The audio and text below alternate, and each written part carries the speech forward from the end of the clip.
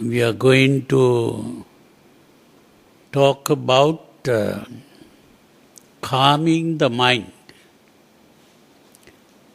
The mind is, when we talk about the mind, there are two parts of the mind that we must think of. One is what we call the mood or temperament. That is where we get the emotions. When we talk about emotions, an emotion is a disturbance of the whole mind, whole body. It's really a disturbance of the entire body. And it is this disturbance that today people call stress. And stress, that word was brought to the attention of the modern people by a professor called Hans Selye. And he described this as the general adaptation syndrome. That means the mind or the body gets agitated. The body gets agitated because we have these five senses: the eyes, the ears, the nose, the tongue, and the body itself. So these senses are being stimulated by the environment, and that leads to a disturbance of the whole body. So that disturbance is what we call an emotion. So the disturbance can come in the form of a desire for something pleasant or a hatred of something unpleasant. And it comes in the form of desires, hatreds, anger, or worries, or fears. And this disturbance is what we have to get rid of. In other words, we have to keep our mind undisturbed by whatever happens in the world. And that is what we call samadhi. Samadhi meditation or tranquility meditation is where we stop being disturbed. So there are 5 kinds of disturbances that the Buddha has been talking about that we have to get rid of. These are what are called the 5 hindrances. The 5 hindrances. The 5 hindrances are kamachanda, which means the desire for sensual pleasures, the desire to see beautiful things or hear pleasant sounds or music, or the desire to smell pleasant perfumes, or the desire to taste pleasant kinds of food, or the desire to touch and feel pleasant things. So that is Kama Chanda. And in order to get rid of this, the Buddha has spoken about a meditation which is called Asubha Bhavana. That means meditating on the unpleasantness of what you see, hear, smell, taste, touch. The real unpleasantness is simply that everything is impermanent. Every pleasant thing is impermanent. Pleasant sights are impermanent. And if we cling to those things, and if we desire those things, we will be disappointed, unhappy. That is the dukkha. And we will also desire to own these things. Something pleasant when we see, we might want to buy it for ourselves and keep it for ourselves, to own it. That ownership is also an impermanent thing, and it can disappear from us. So, that is the unhappiness that we derive by going after pleasures and pleasant things. Now, in order to get rid of the hatred of unpleasant things, again, if we begin to think about the impermanence of unpleasant things, that will also help us to get rid of the hatred. But we also begin to hate people. We might become angry with even our mothers or fathers or brothers or sisters or any loved ones. And to get rid of anger, we should practice what is called the metta meditation, which I call universal friendliness. Universal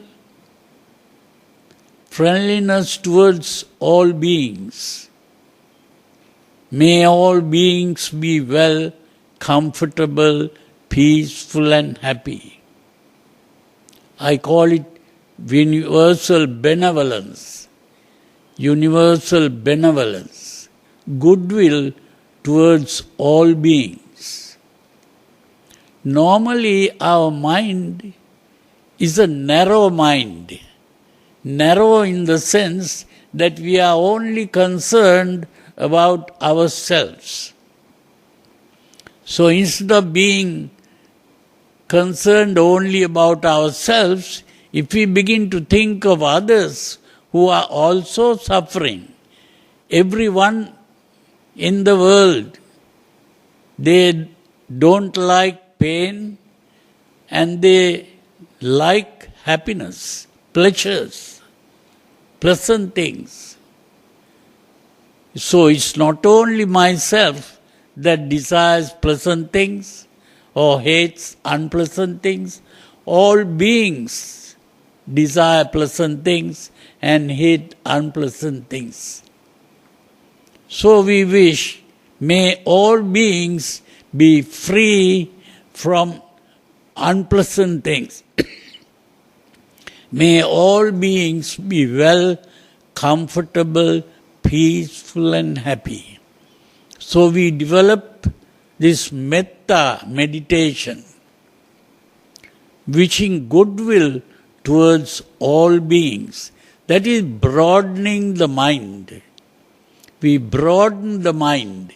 We are not only thinking about ourselves, we think of all beings.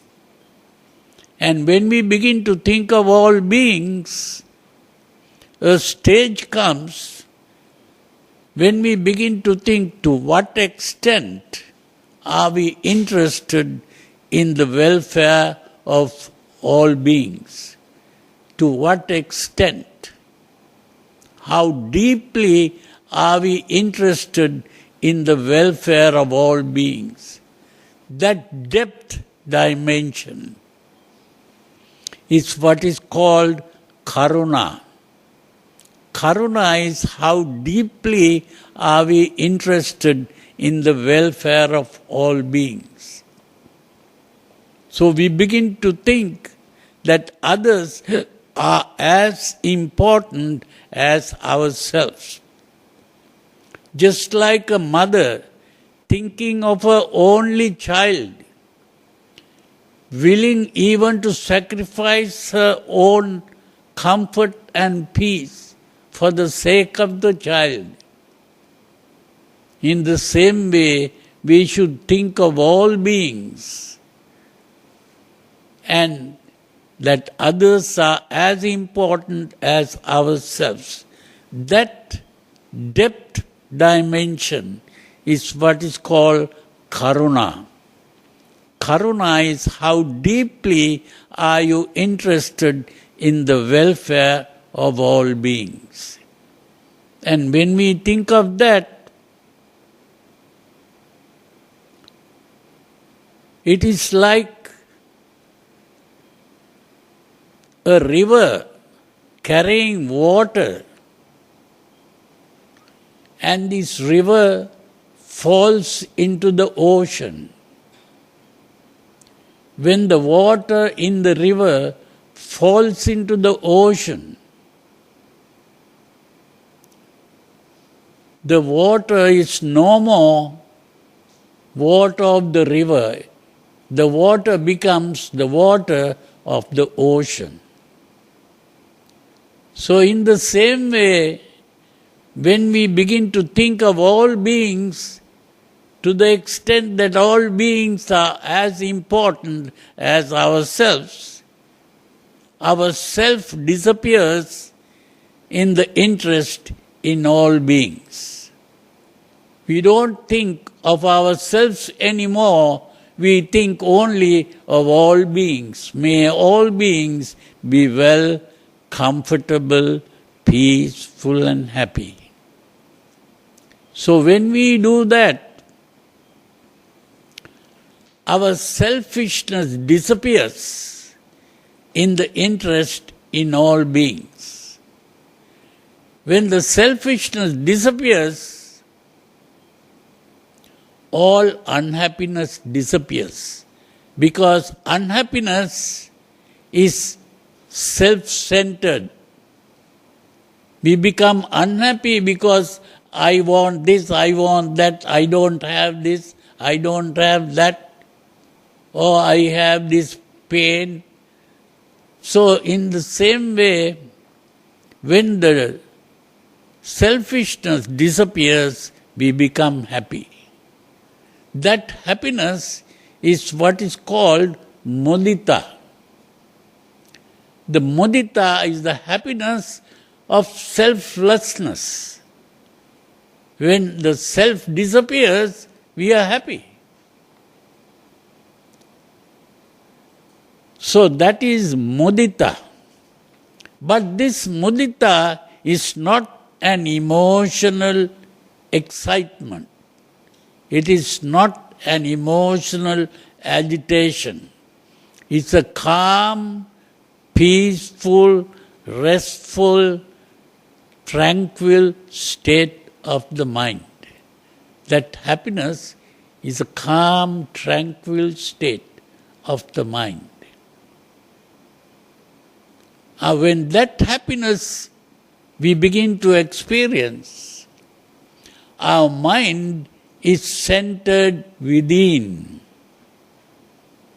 We are not interested in the whatever happens in the world, we are free from disturbances going on outside, which are called the Attaloka Dharma, the 8 vicissitudes of life, gain and loss, fame and ill fame, praise and blame, pleasure and pain.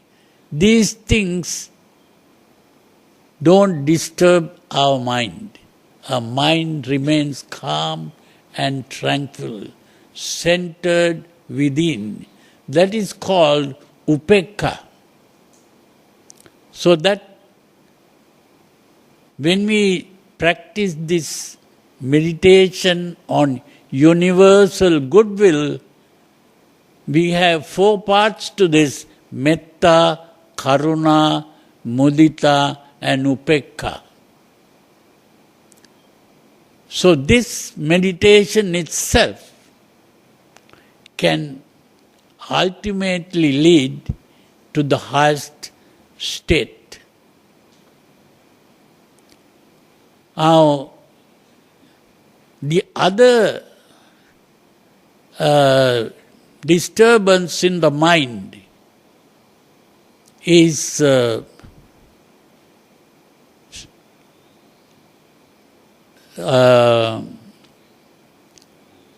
now we have the 5 hindrances: kamachanda, vyapada, tina midda. Tina midda is laziness and sleepiness. That laziness and sleepiness is also to be avoided. And it is for that we have the meditation on death, that we are all subject to aging, disease and death. And if we begin to think about this,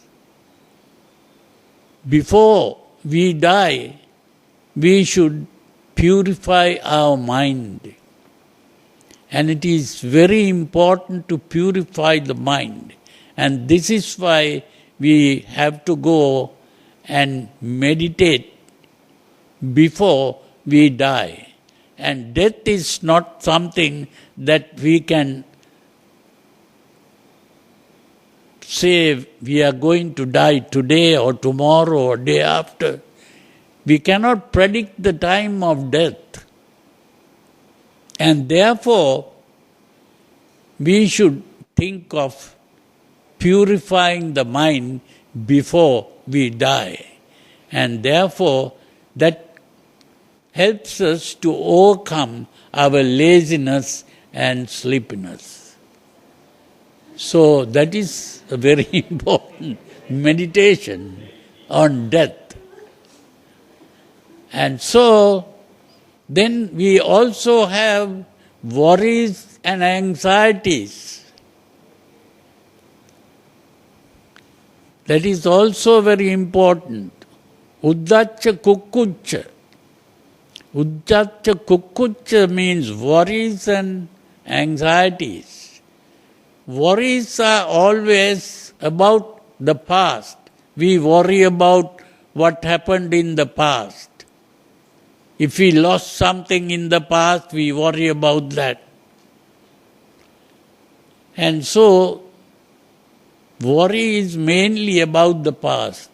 And when we speak of anxiety, we are talking about the future. Something might happen in the future. Maybe I might lose my job, or I might fail in my examination, or something like that might happen to me in the future. I worry about that. That is the anxieties. So in order to overcome these worries and anxieties, we learn to practice the breathing meditation, Anapanasati. So by practicing relaxing the body and breathing. And breathing meditation is mainly to help relax the body and calm the mind.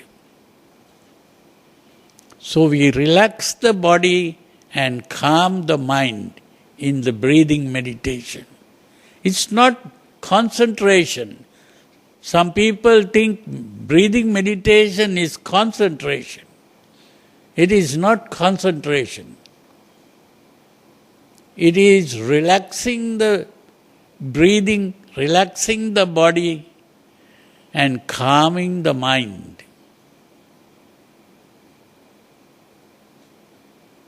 Passam bayang kaya sankarang asisami sikkati. That means relaxing the body, I breathe in. Relaxing the body, I breathe out. That is the important thing, not to concentrate. And then, because concentration will ultimately lead you to what is called the hypnotic state. So we are not trying to get into a hypnotic state. The important thing is to learn to relax the body and calm the mind. That is how we overcome worries and anxieties.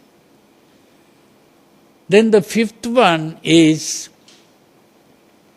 vicikiccha. Vicikiccha is simply that I told you we have two minds. One is the mood which produces emotions. The other is the thinking mind. The thinking mind is very important because now the modern what are called the neuroscientists, they have been examining the brains and they have found that there is a part of the brain which produces emotions and another part which is doing the thinking, reasoning. So this emotional part is really the animal mind. When we are born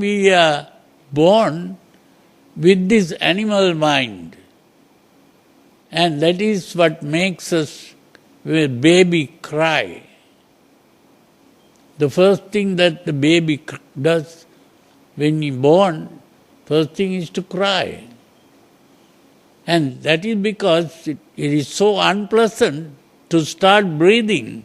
And not only breathing, other people begin to touch that baby. And that is also unpleasant. And even you have to open your eyes, then light falls on the eye. That is also unpleasant. So unpleasant in various ways, and so the baby cries. So this is the important thing to understand, that we are born with this animal mind where there is emotional agitations. But it is later that the baby begins to be able to think and reason out and understand things. So you see, that thinking part is the real human mind. It is the human being who is able to think and reason out. And that is the important thing, that ultimately what the Buddha pointed out was that we should try to overcome the animal mind or transcend the animal mind and become fully human. But that fully human state is not a normal state. It is a supernormal state. So this is why it is very important to learn to stop this animal nature which is to get emotionally agitated. So when we learn to calm the mind, we are learning to gain freedom from the animal mind. And then we are able to think and understand the truth about life. The truth about life is that everything that is dependent on conditions is unstable, and what is unstable is unpleasant. And what is unstable and unpleasant is not under our powers, and what is not under my power is not mine. And therefore, even this body or the mind or anything that we identify with is impermanent, unpleasant, and impersonal or not mine. So we have to give up everything, and it is only by giving up everything that we gain freedom from all sufferings of samsara. And so the important thing in meditation is to overcome all these emotional disturbances and calm and purify the mind to make it tranquil. And that is the meaning of the 5 hindrances. We have to give up these 5 hindrances, means we give up all agitations and calm the mind and become tranquil. That is the meaning of nirvana. Nirvana means non-shaking of the mind. I call it the imperturbable serenity of mind. Imperturbable serenity of mind. The mind that can never be disturbed by whatever happens in the world. So I hope you understood. Any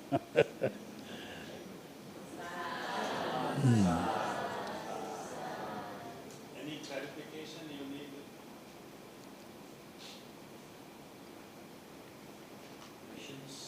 Bhante, I like the word that they use, emotional disturbances. Because when we experience sensual desire or even anger, we don't see them as emotional disturbances. We like them. We don't consider them as disturbances. When we look for them, and we like them. Sometimes we like to be angry, we like to blame, we like to do things. And then also we like sensual desires. So to understand simply at this very word, these are emotional disturbances. I think it's very important realization to realize that these things actually are disturbances. They're not something that we should, feed and encourage, right, Bhante? And Bhante also mentioned that these emotional disturbances also affect the body. Yeah, it's a physical thing. It's not just a mental thought. Yeah. And not only that Hansel, who spoke about stress, he spoke about a thing called the general adaptation syndrome, which has 3 parts: the alarm reaction, the stage of resistance, and the stage of exhaustion. Alarm reaction means, now if someone dies or some close relative dies, we begin to cry and lament, grief and lamentation. That is the meaning of soka parideva. Soka means grief, parideva means lamentation. And then that is called the alarm reaction. That means we react in this way when that someone dies or something very unpleasant happens. Then if we keep on crying and lamenting, say for 1 month,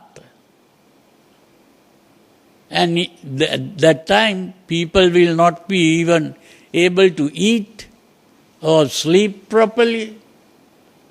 If you are crying and lamenting for 1 month, what happens? Your body becomes completely sick and all kinds of pains come into the body. And not only that, even your mind is depressed. That is called the stage of resistance, because you are resisting what happened. You are not willing to accept the death of your mother or your father or your brother or sister or whoever. And that is a stage of sickness in the body. And then, if it still continues beyond 1 month, what will happen? You will be completely exhausted, and as a result, you might even either commit suicide or you might automatically die. That is called the stage of exhaustion. And this is all in the words of the Buddha. Soka parideva is the alarm reaction.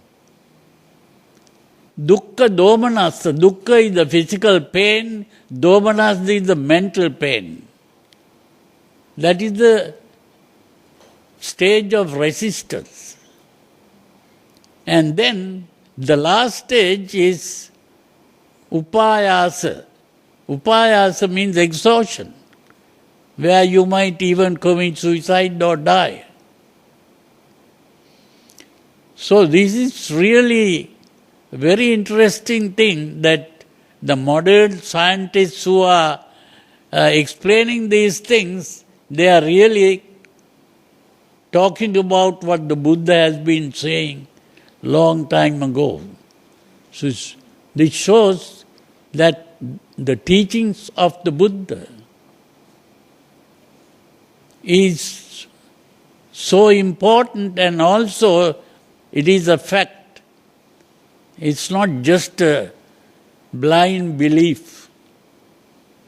So it is very important to understand these things and begin to practice these things so that you can be free from all sufferings of samsara. That's what we all aim. Api ivaruddha then? Do you have a question, brother? Yes?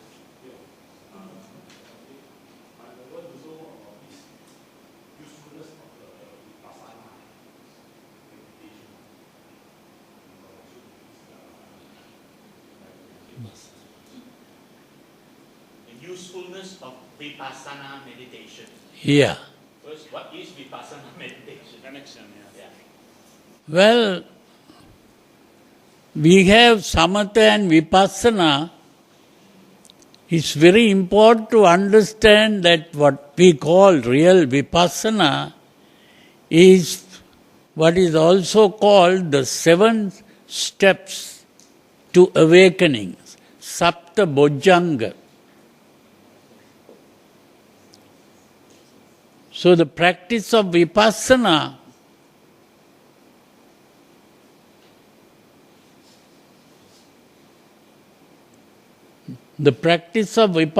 is going beyond the samatha, which is calming the mind. Once we have calmed the mind, that is only a temporary calmness, because it can get disturbed again. But to enter a state where the disturbance will never come back, that is following the 7 steps to awakening. And the first step is what is called satipatthana. Satipatthana is normally translated as mindfulness. But I think mindfulness is a wrong translation. We are not trying to fill the mind. Mindful means the mind is filled. We are really trying to empty the mind, not to fill the mind. Because the mind is filled with all kinds of nonsense, and as a result, we are suffering. So we are emptying the mind. And the important thing is, to empty the mind, we can't be looking out into the world. We are looking out into the world through the senses, the five senses, the eyes, the ears, the nose, the tongue, and the body. When we focus on the things that we see, hear, smell, taste, and touch, we begin to react to those things. If it is pleasant, we desire. If it is unpleasant, we hate. So we are not calming the mind. We are reacting. And therefore, we have to learn to take our attention away from what we see, away from what we hear, away from what we smell, away from what we taste, away from what we touch. So that means turning the mind inwards. And turning the mind inwards is not called mindfulness, it is called introspection. Introspection means turning the mind inwards. So the real Satipatthana is introspection. And introspection means what are we going to look at when we turn inward? There are only 4 things to look at. One is to look at the body. Now when we say looking at the body, we begin to think that looking at the body is to use the eyes to look at the body. That is all wrong. That is looking at something outside. That is not looking at inside. To look at the body is not with our eyes, but with our mind. Close your eyes and look at the body. That means you are looking not with your eyes, but with your mind. Focus your attention on the body. You can close your eyes and focus your attention on the body. And when you focus your attention on the body, what you observe is movement in the body, tension in the body. You can become aware of tensions in the body and movements in the body. Now, for example, if you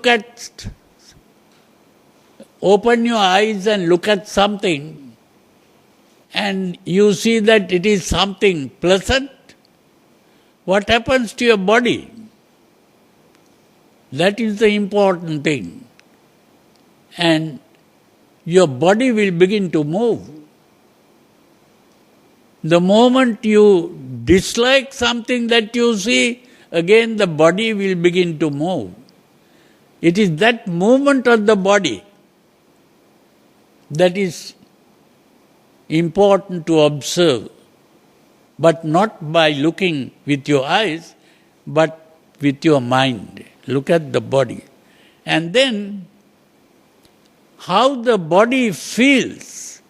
Is it comfortable or uncomfortable? That means if there is tension in the body, it becomes uncomfortable. If the body is relaxed, it's comfortable. So you can look at the body in terms of movements and tensions, and also feel whether it is comfortable or uncomfortable. So that is what is called Kayanupassana and Vedananupassana. Kayanupassana is to become aware of the body, and Vedananupassana is become aware whether it is comfortable or uncomfortable. Then another thing that you can observe while looking within is whether your emotions are excited or not. If you are angry, you can observe in your body whether you are angry or whether you are unhappy or whether you are frightened or whether you are worried. Whatever the emotional agitation, by closing your eyes you can still become aware inside. That is called Chittanupassana, becoming aware of the mood. Chitta is the mood. Then the next thing is what is called Dhammanupassana. Dhamma is, of course we use the word Dhamma to refer to the teachings of the Buddha. But here Dhamma is not teachings of the Buddha. Dhamma is simply the thought in the mind. What are you thinking? What kind of thought arises in your mind?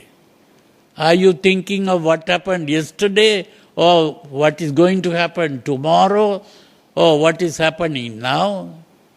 If you are thinking of something, that is Dhamma. Very important to understand that Dhamma there means the thought in the mind. So those are the four things that you can become aware of when we do introspection. Becoming aware of the body, becoming aware of how the body feels, becoming aware of the emotional state, or becoming aware of the thoughts in the mind. That is Satipatthana, introspection. Now when that has been practicing, you have to practice it not just 5 minutes or 10 minutes or even 1 hour. You have to practice that 24 hours. That is the important thing. That is what is called maintenance. You have to maintain that throughout the waking life.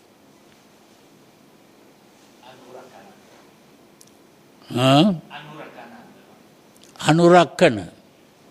Anurakana is the maintenance, yeah. So, once you maintain that in the proper way,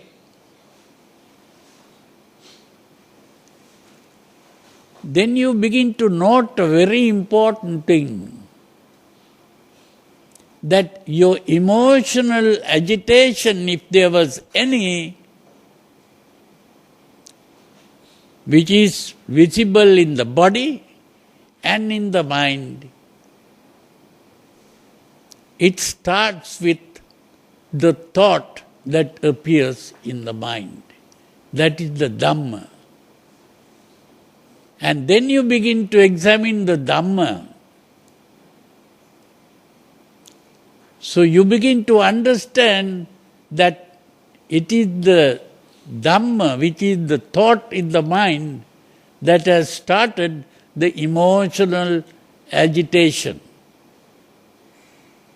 And when you have understood that, you begin to realize that you are having a power to stop the emotional agitation. That is, to harbor good thoughts, to interpret your circumstances in the right way by understanding the impermanence of all pleasures and pains, and understanding that everything Because if it is impermanent, it is unpleasant and it is not yours. Nothing is yours. There is nothing that you can call, this is mine. The impersonality of everything. So when you begin to understand that, you have got power. You have recognized the power of the thinking to stop the emotional agitation. And that gives you a feeling of satisfaction. That feeling of satisfaction, with that comes relaxation of the body. Dhamma vichara reached to virya, piti, passaddhi. That relaxation is passaddhi. So these are, you have to learn the Pali words and then only when you understand that. But that with that relaxation of the body comes perfect tranquility of mind. And that is what is called samadhi. The real samadhi is the real tranquility of mind. And once the mind has become fully tranquilized in this way, you have entered the first jhana. Entering the first jhana is coming into that peaceful, tranquil state. In the first jhana, there are what are called the 5 jhanangas: vitakka, vichara, piti, sukha and ekaggata. Vitakka vichara really refers to conceptual thinking, forming of a concept. When you look at something, you ask, what is this? And then you give an answer to that question. This is a face, or this is a tree, or this is a flower. This is a chair, this is a table. You are giving a name by identifying it. And when that is forming a concept, then you begin to give up forming concepts. You are only having the happiness, the tranquility. And then with you give up the tranquility, you are left with the feeling of comfort, and you give up the comfort and you get into the 4th jhana in this way. And it is by getting into the 4th jhana that you begin to become aware of the process of perception and analyze the process of perception.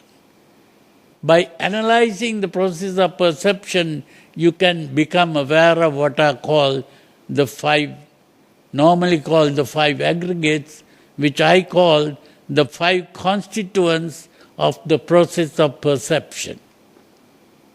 So the 5 constituents of the process of perception, which is Rupa, Vedana, Sanya, Sankhara, Vijnana.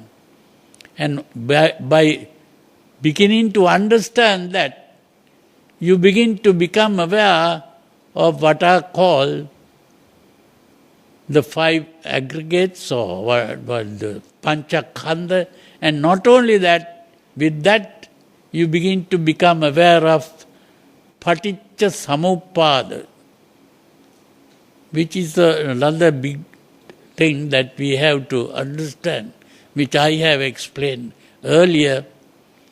And it is by understanding the Paticca Samuppada that we have what is called a paradigm shift, where you begin to become aware of the process of experience.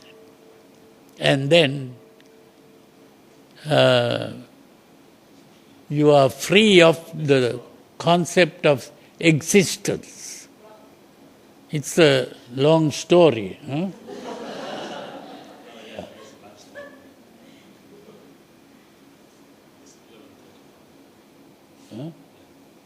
Your karma. So we end the thing from here. You can have your lunch. So it's very important to learn these things and then gradually begin to learn to calm the mind properly and awaken from the dream of existence. Okay. Mukadda. Ekyan.